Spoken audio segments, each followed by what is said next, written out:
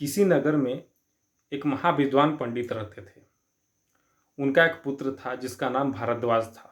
जब उसकी आयु 5 वर्ष की हो गई तब उन्होंने उसे विद्या अर्जन के लिए गुरु आश्रम भेज दिया। उस समय लोग गुरुकुल में ही रहकर पढ़ाई किया करते थे। भारद्वाज भी गुरुकुल में रहने लगा और वहाँ पढ़ाई करने लगा। भारद्वाज एक मंदबुद्धि बालक था जिसे कुछ भी समझ में नहीं आता था। उसे कितना भी पढ़ाया जाए, कितना भी समझाया जाए, वो उसे याद नहीं रहता था। उसे कुछ भी समझ में नहीं आता। गुरुजी जब भी कुछ पढ़ाते तो उसमें वो ध्यान नहीं दे पाता था। गुरुजी जब उससे कुछ प्रश्न करते तो उसका वो सही से उत्तर नहीं दे पाता था, जिस कारण गुरुजी से उसे डांट सुननी भी पड़ती थी। गुरुजी उसे बहुत समझाने का प्रयत्न करते थे, लेकिन फिर भी उसके समझ में कुछ नहीं आता था। सभी उसके मित्रगण और सभी विद्यार्थीगण मूर्ख कहकर उसका मजाक उड़ाते थे। इसी तरह कई वर्ष बीते। भारद्वाज के साथ पढ़ने वाले जितने भी विद्यार्थी थे वे उससे पढ़कर आगे निकल गए। उसके बाद जो अन्य विद्यार्थी उस कक्षा में आए वे भी आगे निकल गए, लेकिन भारद्वाज उसी कक्षा में रह गया। एक दिन सभी बालक आश्रम के किनारे खेल रहे थे। भारद्वाज उनके साथ खेलने के बजाय कहीं एकांत पर बैठा हुआ था। सभी लोग मूर्ख कहकर उसका मजाक उड़ा रहे थे। गुरुजी ने जब यह देखा तो उन्होंने उसे अलग से पढ़ाने का निश्चय किया, और जब सभी विद्यार्थियों को वो पढ़ा लेते थे तब फिर वो भारद्वाज को अलग से पढ़ाते थे। लेकिन फिर भी उसे कुछ भी समझ में नहीं आता था। उसे काफ़ी सरल भाषा में समझाने का प्रयास किया, लेकिन उसे कुछ भी समझ में नहीं आया। एक दिन गुरुजी निराश होकर भारद्वाज से कहते हैं कि बेटा, पढ़ाई लिखाई तुम्हारे बस की बात नहीं है। इससे तो अच्छा होगा कि तुम अपने पिता के घर वापस लौट जाओ। मैंने तुम्हें कितना प्रयास किया पढ़ाने का, कितना प्रयत्न किया, लेकिन फिर भी तुम्हें कुछ भी समझ में नहीं आया। इससे तो अच्छा होगा कि तुम अपने पिता के काम में हाथ बटाओ। भारद्वाज गुरुजी की इस बात को सुनकर निराश हो गया। दूसरे दिन गुरुजी से आज्ञा लेकर और सभी विद्यार्थियों से विदा लेकर वो अपने घर की ओर चल पड़ा। रास्ते में जब वो जा रहा था तो मन में बस एक ही बात सोचता हुआ जा रहा था कि मैं घर जाकर पिताजी को क्या मुख दिखलाऊंगा, उनसे क्या कहूँगा कि गुरुजी ने मुझे आश्रम से निकाल दिया है। लोग क्या कहेंगे कि पिता इतना बड़ा विद्वान है और बेटा इतना बड़ा मूर्ख। रास्ते में उसे प्यास लगी। कुछ दूर चलने के बाद उसे एक कुआं दिखाई पड़ी। वह उस कुआं के समीप गया, वहाँ से पानी भरकर पिया।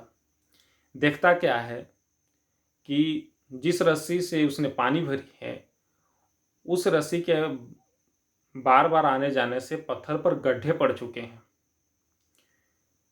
वो सोचता है कि अगर एक कोमल रेशम वाली रस्सी से बार बार आने जाने के कारण पत्थर पर गड्ढे पड़ सकते हैं, तो क्या अगर मैं बार बार किसी चीज़ को पढ़ूं, मैं बार बार उसका अभ्यास करूं, तो क्या मैं विद्या प्राप्त नहीं कर सकता? हाँ, मैं भी विद्या प्राप्त कर सकता हूँ। अगर मैं भी मेहनत करूँ, मैं भी बार बार अभ्यास करूँ, तो मैं भी विद्या प्राप्त कर सकता हूँ। जिसे याद रखना चाहूँ उसे याद भी रख सकता हूँ। उसने निश्चय कर लिया कि मैं अब घर को नहीं जाऊँगा और वापस आश्रम जाकर पढ़ाई पूरी करूँगा। उसने पानी पिया और वापस आश्रम को लौट आया। सूर्यास्त से पहले वो आश्रम पहुँच गया। गुरुजी ने जब ये देखा तो उससे पूछा कि बेटा, तुम अपने घर नहीं गए और वापस चले आए? भारद्वाज ने कहा कि गुरुजी, मैं घर नहीं जाना चाहता, मैं अपनी पढ़ाई पूरी करना चाहता हूँ। आप मुझे बस एक मौका और दें। गुरुजी ने कहा, ठीक है, मैं तुम्हें एक मौका और देता हूँ। भारद्वाज फिर से गुरु आश्रम में रहने लगा और फिर से अपनी पढ़ाई शुरू की। इस बार ना उसे अपने भूख की चिंता रहती थी, ना अपनी नींद की चिंता रहती थी। उसे बस अपना एक ही लक्ष्य दिखाई देता था कि बस मुझे पढ़ाई करनी है।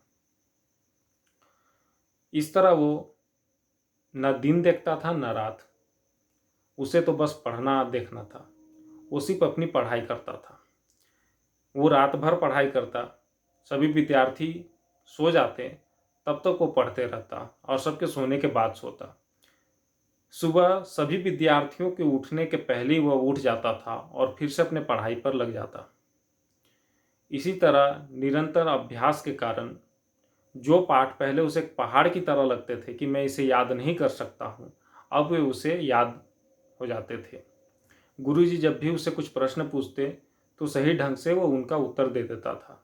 सभी विद्यार्थी आश्चर्य में पड़ गए कि जो मंदबुद्धि बालक पहले किसी भी प्रश्न का उत्तर सही से नहीं दे पाता था, आज वो सभी प्रश्नों के उत्तर बड़ी आसानी से दे देता है। गुरुजी उसके इस आचरण से, उसकी इस मेहनत से बहुत खुश थे। उसने अपनी पढ़ाई पूरी की और एक दिन आश्रम से महाविद्वान बनकर निकला और अपने घर को वापस लौट आया। उसी नगर में एक राजा के यहाँ उसे एक महापंडित के पद पर रख लिया गया और उस समय कहा जाता है कि पाणिनि नाम का व्याकरण जो संस्कृत में होता है वो काफ़ी कठिन होता था विद्यार्थियों के लिए। खासकर भारद्वाज को भी उसे पढ़ने में काफ़ी कठिनाई आई थी।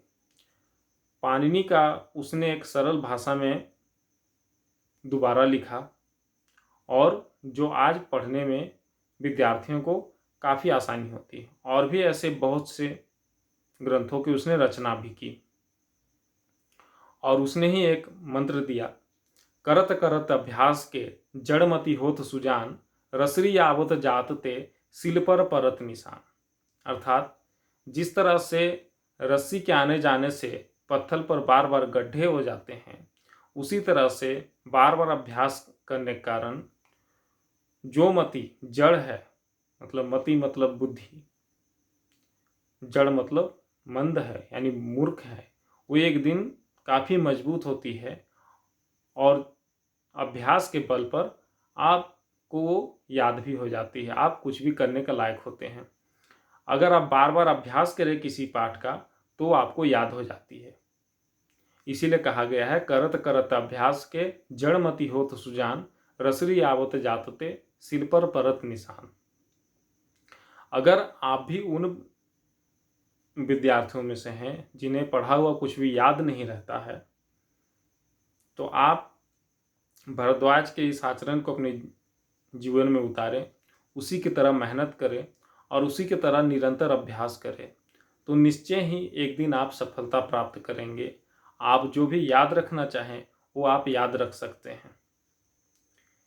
तो उन विद्यार्थियों से मैं कहना चाहूँगा जिन्हें लगता है कि मैं कुछ भी याद नहीं कर पाऊँगा या उन्हें पढ़ा हुआ कुछ याद नहीं रहता है, तो जब तक वो आपको याद न रहे तो अब तक आप उसे याद करें, उसके पीछे मेहनत करते रहें और फिर उसका निरंतर अभ्यास करते रहें, तो निश्चय ही वो आपको याद रहेगी और आप अपनी पढ़ाई कर पाएंगे।